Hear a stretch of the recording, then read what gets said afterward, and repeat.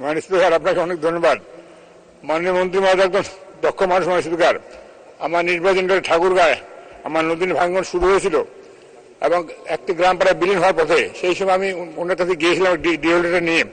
উনি তড়িৎগত সেটার ব্যবস্থা নিয়েছিলেন, সেই নদী ভাঙনটি রোধ হয়েছে। মাননীয় স্পিকার, আমার নির্বাচন এলাকা পীরগঞ্জ, রানীশীল, ঠাকুরগাঁ 3 এই এলাকার এই নদী ভাঙনটি হয়েছে, কিন্তু যেটি খুব জরুরি ছিল সেটুকু উনি রক্ষা করেছেন।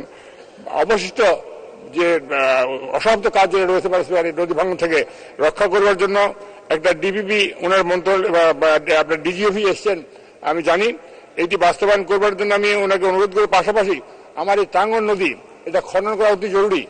এই খনন না করার ফলে মাননীয় স্পিকার মধ্যখানে বালুর চর হয়ে গেছে এবং নদী ভেঙে যাচ্ছে। এবং আরো একটা বড় অসুবিধা, আমার এলাকায় বালু মহল নাই। আমার এই টাঙ্গন নদী কোনো বালু মহল নাই, কোনো বালু অক্ষুণ্ণ হয় না।